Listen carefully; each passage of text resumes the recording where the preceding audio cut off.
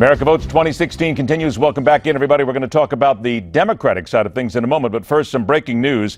Election officials in a Florida county are dismissing allegations from an ally of Donald Trump that the frontrunner's name was left off some ballots. I'm reading now from Politico.com. All the candidates' names are on the ballots. No complaints otherwise. This according to the Orange County, a representative of the Orange County Supervisor of Elections. Apparently, the tweet came out from Roger Stone that there were ballot misprints in Orange County, and the quote-unquote Trump Ballot Security Project was sending attorneys.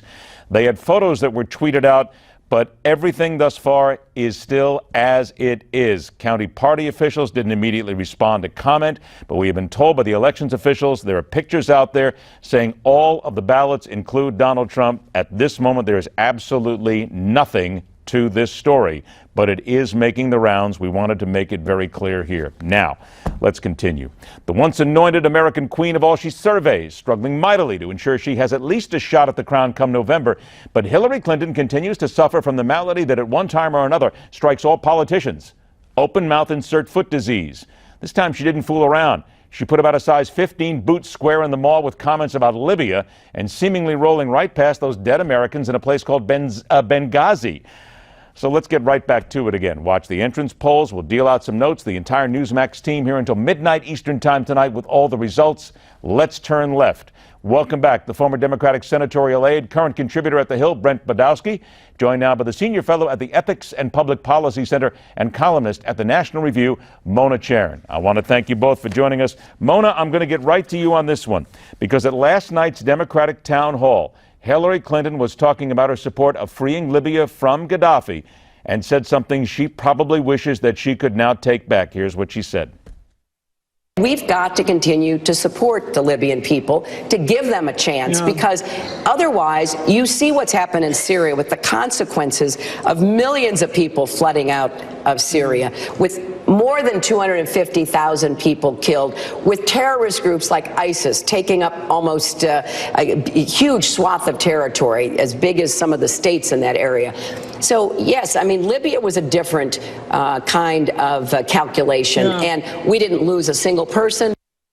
Mona, we didn't lose a single person. I could hear gasps around the country. Did she make a major mistake here? It would seem to people that she did, and this is a new attack point. Well, you know, I guess it must be nice to live in a world where you can invent your own reality, and sometimes it feels that way with Mrs. Clinton. Look, she has been dismissing the stories about Benghazi. There's even been a movie recently made about the 4 Americans who were lost, including our ambassador. She has been dismissing it as Republican propaganda, as Republicans making much out of nothing. And so maybe she's been reading her own notices a little too much, and she really hasn't taken on board that something horrible happened on her watch and that she really has to take responsibility for it. She seems to be so much in the mode of disclaiming responsibility that she seems to have forgotten it even happened. Brent, I can't imagine that there wasn't some sort of a phone call that night. Even you, come on, you've got to be astounded at this. Somebody pick up a phone and say, Hillary, what in the name of God were you thinking here? You basically just opened the door for people to say once again, you don't give a damn. Well, she obviously misspoke. There's no question about that. How can you, wait a minute, okay, hang on. You and I love each other, my friend. I got it, but I got to stop you there. Let's stop with the misspeak here. We didn't lose a person. We didn't lose a single person. That's got to be right in the front of your mind, Brent. How can you misspeak something like that?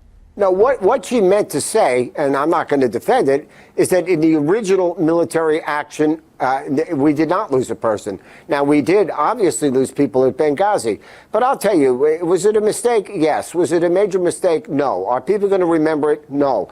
What people are going to remember is that 100 leading Republican and conservative national security leaders said that Donald Trump as commander-in-chief would be an epic disaster for American security.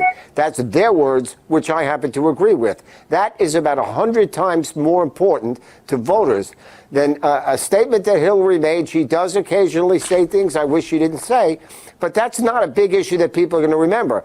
The reaction of over 100 Republican and conservative national security advisors, representing presidents of all parties, and especially Republican presidents since Ronald Reagan, they are appalled by the thought of Donald Trump as commander-in-chief. They openly wrote to warn the country about it. That is 100 times more important than what Hillary Clinton says on any given day. I'm going to get that, but I got to go back to Mona here for a moment, because Benghazi follows her around. It will not go away. She cannot get it out of people's minds right now. I understand what Brent is saying, Mona, but is it not fair to say this is important? Leaders don't forget things like dead Americans. It's not the biggest mistake on the planet, but it does betray a certain callousness on her part, because, she told us, remember, that the ambassador was a personal friend, that she grieved, that this was a terrible thing for her. She told that to Congress. And then to sort of skip over it that way, well, I don't know. I mean, it does seem a little callous. I agree with Brent. It's not the biggest disaster, but it was a very bad moment for her. I wanted to read something else. I got about 2 minutes left here. An open letter from Democratic leaders came out today to dissuade people from electing Donald Trump. In part, it reads, "This is a 5-alarm fire for our democracy, a hate-peddling bigot who openly incites violence." It goes on to say he'll change his tune for the general election. He is a master propagandist. A hate baiter is what they call him in this. Mona, I know we've been through a very hateful time here in American politics, but this sort of letter like this, isn't this also just ratcheting up a lot of this hate and this vitriol that's out there? Look, I mean, so what you have are people going to their corners, right? I mean, you've got the Black Lives Matter radical types who go and disrupt Trump rallies and try to shout him down. And so everybody can get together and denounce that. But then, you have the Trump people, Trump himself recommending violence. This will not end well.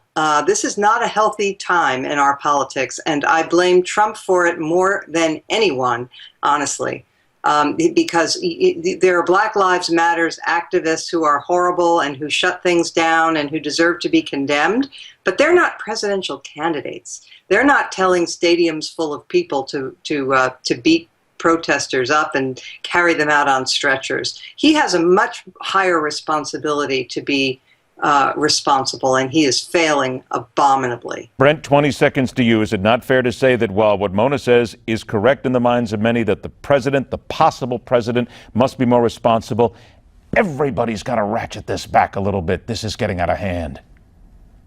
Oh, I think it's getting out of hand, and if Trump were smart, he would back off.